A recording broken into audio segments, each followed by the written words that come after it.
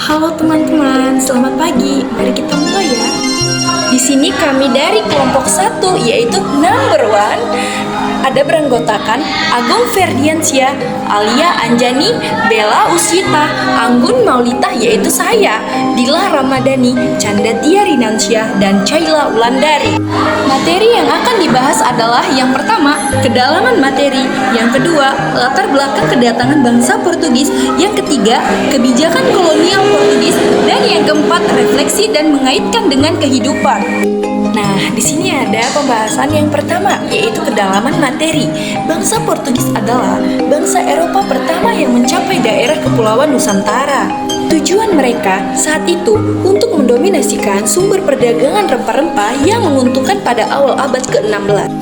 Yang kedua, latar belakang kedatangan bangsa Portugis ke Indonesia. Sebelum merasakan kemerdekaan seperti saat ini, nenek moyang rakyat Indonesia zaman dahulu hidup di bawah pemerintahan bangsa Eropa. Dahulu, pada awalnya bangsa Eropa datang ke tanah air dengan tujuan untuk berdagang dan menjadikan Indonesia sebagai koloni atau negara jajahan. Meskipun paling lama berada di wilayah Nusantara, Belanda bukanlah bangsa yang pertama yang datang ke Indonesia. Nah, selanjutnya latar belakang kedatangan bangsa Portugis ke Indonesia. Portugis menjadi bangsa Eropa pertama yang datang ke Asia dan melakukan hubungan perdagangan. Bangsa Portugis melakukan pelayaran untuk menemukan daerah-daerah yang memiliki sumber daya alam sebagai bahan perdagangan. Pelaut pertama Portugis adalah Bartolomeu Dias yang meninggalkan Portugis pada tahun 1487. Kemudian Vasco da Gama menjalankan perintah Raja Portugis Manuel untuk melakukan ekspedisi menjelajahi samudra menjadi tanah Hindia. Selanjutnya, setelah tiba di India dan beberapa tahun tinggal di dalamnya, orang Portugis baru menyadari bahwa India bukan penghasil rempah-rempah, melainkan Malaka yang menjadi pusat perdagangan rempah-rempah. Rombongan Portugis berikutnya dipimpin oleh Alfonso de Albuquerque untuk melanjutkan upaya dari Vasco da Gama. Pelayaran Alfonso de Albuquerque akhirnya sampai di Malaka, kawasan Nusantara Barat. Selanjutnya, pada 1511, Portugis menaklukkan Malaka dan memonopoli perdagangan di sana. Timbul sejumlah konflik. Portugis berulang kali mendapatkan perlawanan dari bangsa Melayu di Malaka maupun dari kerajaan-kerajaan di Nusantara, termasuk dari Jawa. Ternyata Portugis mampu menandingi dan merendam perlawanan-perlawanan tersebut.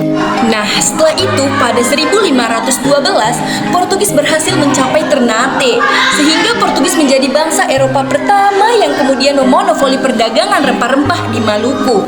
Dalam perkembangannya, kedatangan Portugis ke Nusantara membuat kerajaan-kerajaan Islam merasa terancam dari kerajaan Islam. Pertama di Nusantara yang berhasil dikuasai Portugis adalah Ternate. Nah, kalian di sini bisa lihat ada 4 tokoh. Yang pertama ada Alfonso de Albuquerque, yang kedua ada Bartolomeu Dias, yang ketiga ada Vasco da Gama, dan yang keempat ada Fernando de Magalhães. Mari kita lanjut ke pembahasan yang selanjutnya.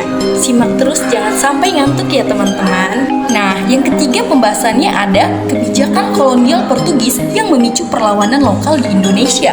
Di sini ada 6 yang tertera. Yang pertama, penerapan monopoli perdagangan rempah-rempah. Yang kedua, campur tangan terhadap masalah internal kerajaan. Yang ketiga, arogansi pemerintah kolonial terhadap kerajaan pribumi. Yang keempat, praktik diskriminasi terhadap rakyat pribumi. Yang kelima, penderitaan rakyat akibat penerapan sistem tanam paksa. Dan yang keenam, penderitaan rakyat akibat adanya kebijakan pintu terbuka dan politik etis. Selanjutnya, monopoli perdagangan rempah-rempah. Setelah berhasil menaklukkan Malaka pada 1511, bangsa Portugis di bawah pimpinan Alfonso de Albuquerque berencana untuk mengirimkan 3 armada untuk membangun monopoli perdagangan. 2 armada dikirim ke Maluku untuk mencari cengkeh dan 1 armada ke Sunda Kelapa untuk mencari lada. Akan tetapi, armada ketiga yang rencananya akan dikirim ke timur untuk memonopoli perdagangan kayu cendana tidak terlaksana karena kekurangan kapal. Pada 1512, Alfonso de Albuquerque mengirim 3 kapal layar yang dipimpin oleh Antonio de Abreu untuk membangun monopoli perdagangan di Maluku. Namun, 2 dari 3 kapal tersebut karam dalam perjalanan, sedangkan 1 kapal berhasil berlabuh di Maluku dan menjalin hubungan dagang dengan Sultan Abilais.